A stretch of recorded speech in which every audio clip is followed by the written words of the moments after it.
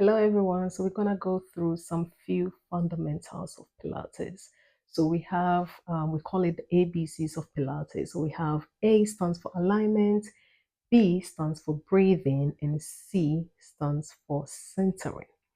So in alignment, that is where we get the body into proper and optimal position.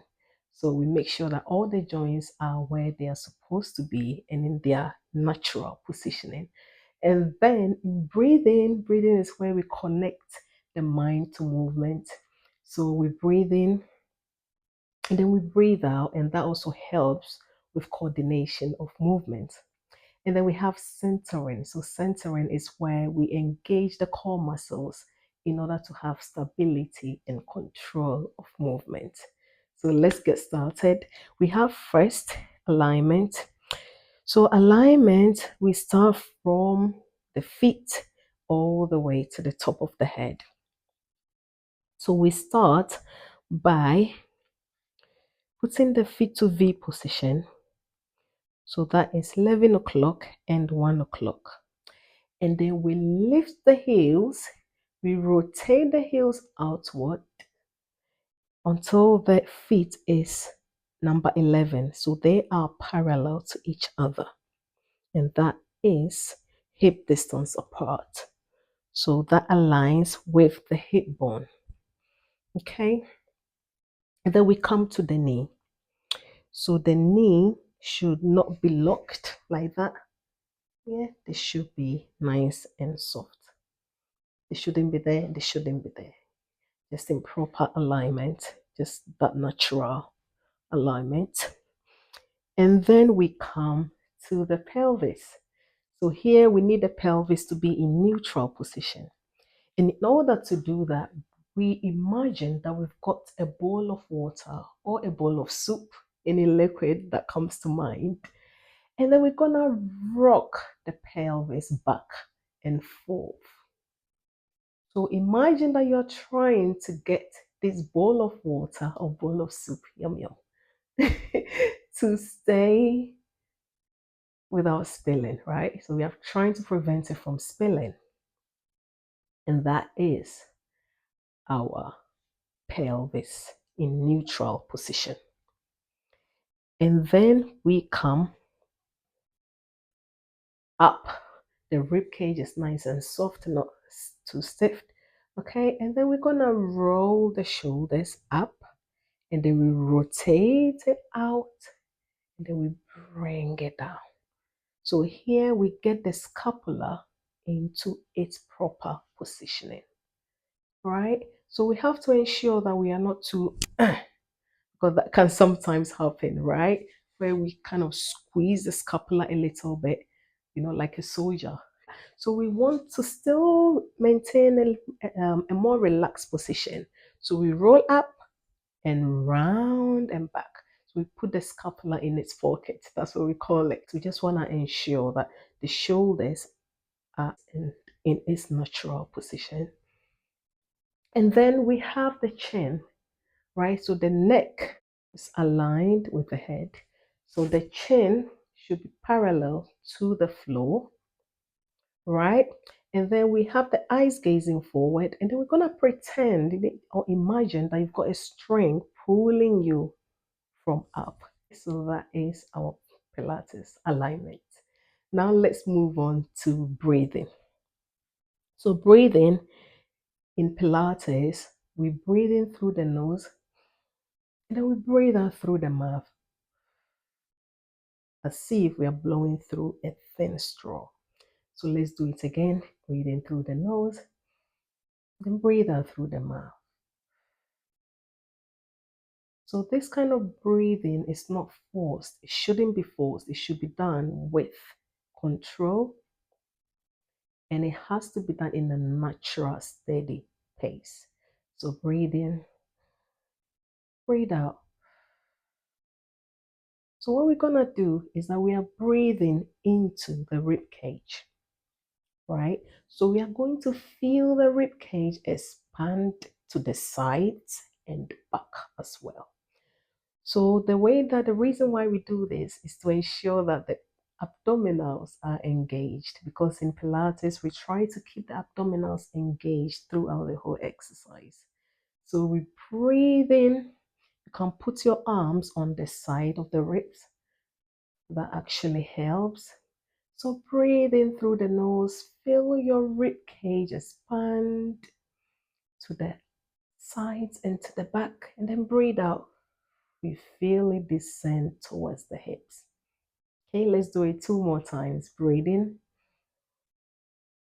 breathe out.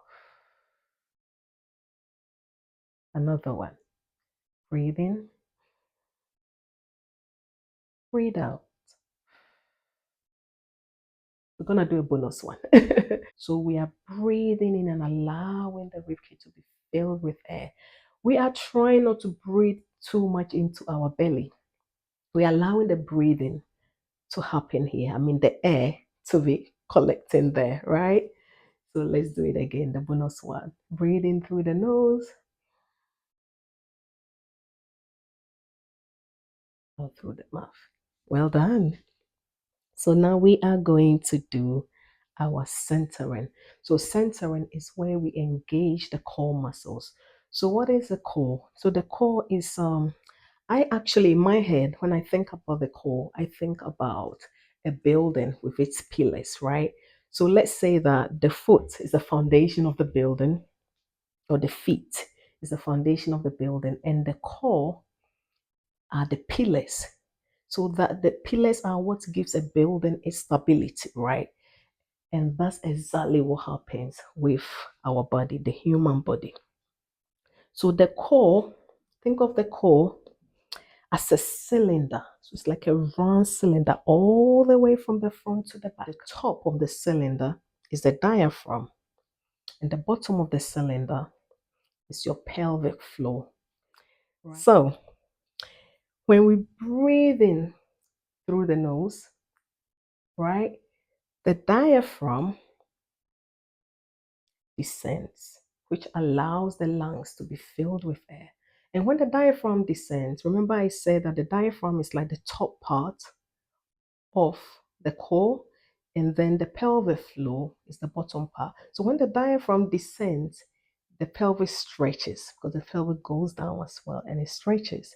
And then when we breathe out, now that the lungs have actually have gotten rid of the air, the diaphragm comes back to its positioning, and then the pelvic floor muscles actually tightens and it comes up. So the breathing in and the breathing out, it's like a dancing, like a symphony, this coordination of movement.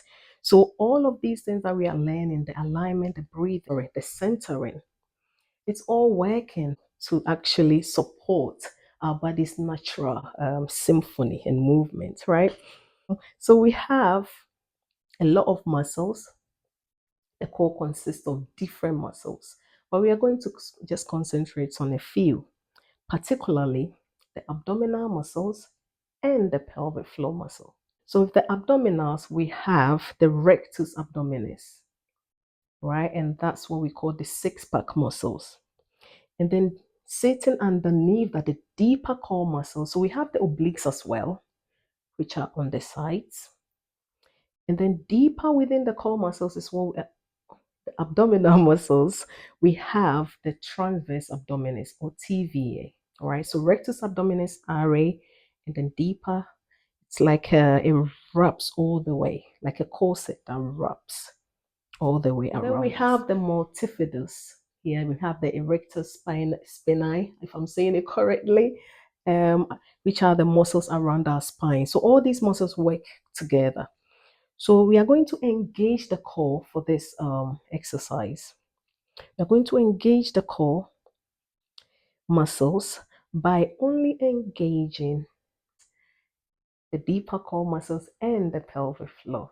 So we're going to breathe in to prepare, and then as we breathe out, imagine that you are tightening the corset. Imagine that you've got like trousers, right? You've got your favorite trousers, and it's got 10 notches. You're trying to tighten it to the 10th notch, right? So we are actually gonna make it really, really, really tight. So you breathe in to prepare, and then as you breathe out, really tighten it. Okay. And then we are going to breathe in again. And as we breathe out, we are only going to put it on the seventh notch. So breathe in, not actually the fifth. Let's do the fifth notch. Breathe in, breathe out. Now we are going to do just the third notch because we want the engagement at just 30%. Because 30% is what is more natural and it's not gonna get us tired, right? So breathe in, breathe out, just 30%. Well done. That is your abdominals, which is your particularly the transverse abdominis. Now we are going to engage the pelvic floor muscles as well. The pelvic floor are a group of muscles resembling more like a hammock sling. It starts all the way from the pubic bone to the tailbone. So it houses and it helps actually support the bowels, it helps support organs like the urethra and also the bladder. So just imagine lifting these muscles up as you breathe out, and always remember to carry on breathing when engaging the pelvic floor. And there may actually be cases where a pelvic floor specialist or physiotherapist will have to be consulted because there are populations that suffer from tight pelvic floor or really weak pelvic floor muscles. One analogy that my teacher actually used is, when you step into a really cold water. So imagine that you just step into a cold water, right? You lift your pelvic floor naturally, instantaneously, you do that. So that's one way of looking at it. And the other way is to imagine, right, that you've got 10 flights of stairs and you are in a lift. You are trying to get to the 10th floor, right? So imagine, remember I said that it's the pelvic floor. I don't know if I explained it, that the pelvic floor is like a hammock sling. So imagine you are being lifted in this lift, right? So as you breathe out, you are going to squeeze, then you lift. So imagine that you are breathing through this part of the body, right? So as you breathe out, you breathe in, then as you breathe out, just breathe through, lift and squeeze. All the way, you're being lifted all the way to the 10th floor. Now release. Breathe in again, and as you breathe out, this time you're only going to the 5th floor. Breathe out, 5th floor. Breathe in, release. Right? Now we are going to get to the 3rd floor. So just like the engagement of the abdominal muscles, we also want this at 30%. So you breathe in, and then as we breathe out,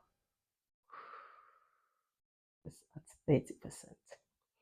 So these are our three fundamentals. They are not the only fundamentals of Pilates, but we call these the ABCs of Pilates. And we actually apply these principles with every single Pilates exercise. It doesn't matter. It could be standing exercise, it could be kneeling exercise, seated exercise. We always remember our breathing. We always remember our alignment. Let me just recap what we have just learned. So first we have our alignment, which is the A, and alignment helps to get our body and our joints into its optimal and natural positioning, right? It helps so that we don't injure ourselves, right? And we have more stability as well. And then we have the breathing. So breathing is when we connect the exercise to the movement. So it connects the movement to the mind. So breathing in and then breathing out, right? It allows us to fill our body with oxygen and then exhale to get rid of the waste product. And that also helps to make the movement as efficient as possible. And then we come to our centering. So centering is where we engage the core muscles, particularly the transverse abdominis or TVA and the pelvic floor muscles. Again, this helps with stability so that we get the best out of our movements, so that the movements are not forced. So all these things are interconnected: alignment, breathing, centering. they are all interconnected.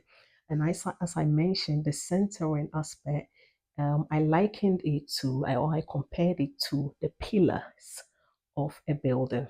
So the foot is the foundation, and the core is what holds, right, the whole movement. Without the core, the movement will actually really be difficult.